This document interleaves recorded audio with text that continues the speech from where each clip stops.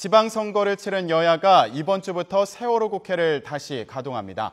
하지만 각종 민감한 일정이 기다리고 있는 데다 역대 최대 규모의 재보선까지 앞두고 있어 험로가 예상됩니다. 취재기자 연결합니다. 조태영 기자. 네, 국회입니다. 네, 국회가 가동되긴 하지만 수당 여부는 불투명하다고요. 네, 그렇습니다. 세월호 참사를 계기로 여야는 6월 임시국회를 열었습니다. 지방선거를 치르느라 잠시 일정을 중단했었고 이제 다시 국회를 가동합니다.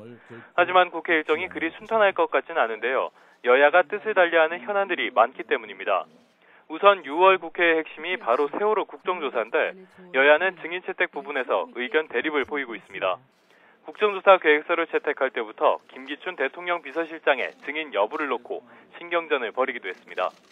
일단 국정조사 특위 여야 간사는 오늘 국회 브리핑에서 성역 없는 조사와 철저한 후속 대책 마련을 약속했습니다. 또 특위 일정이 선거를 앞두고 정쟁의 도구가 되는 일이 없도록 하겠다고 다짐했습니다. 하지만 여야가 지방선거에서 승패를 가리지 못한 만큼 사상 최대 규모로 치러지는 7월 재보선이 과열될 가능성이 높습니다. 때문에 여야는 주도권 경쟁에 밀리지 않기 위해 6월 국회에서 승기를 잡는 데 총력을 다할 것으로 관측됩니다. 특히 세월호 참사에 따른 개각으로 국무총리나 장관 후보자들에 대한 국회 인사청문회가 줄줄이 열릴 것으로 보이는데요. 청문회 과정에서도 한치의 양보 없는 설전을 벌일 것으로 예상됩니다.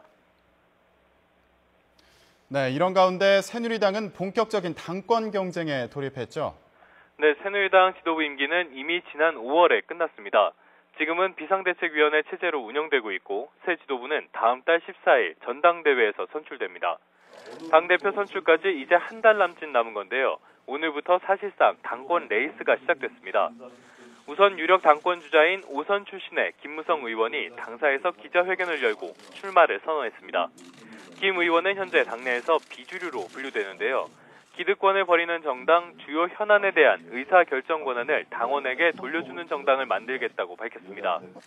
이어 대통령에게도 국민의 목소리를 올바르게 전달할 수 있는 여당 대표가 되겠다며 국정 운영의 책임을 공유하는 집권 여당을 만들겠다고 강조했습니다. 김 의원과 함께 유력 당권 주자로 거론되는 서청원 의원과 이인재 의원도 이번 주에 세미나 형식을 빌려 당권 도전 의사를 공식화할 예정입니다. 또 재선의 김영우 의원은 친박, 비박 등 개파 정치의 청산을 주장하며 이미 오전에 당권 도전 계획을 밝혔습니다. 네, 그렇다면 새정치민주연합은 어떻습니까? 아무래도 6월 국회에 사활을 걸 것 같은데요. 네, 그렇습니다. 앞서 말씀드린 대로 새정치민주연합은 7월 재보선을 앞두고 이번 6월 임시국회에 총력을 다한다는 각오입니다. 이와 관련해서 박영선 원내대표는 앞으로 원활한 의사일정 진행을 위해 여당에 몇 가지를 제안했는데요. 우선 여야 원내대표 회담을 정례화를 제안했습니다.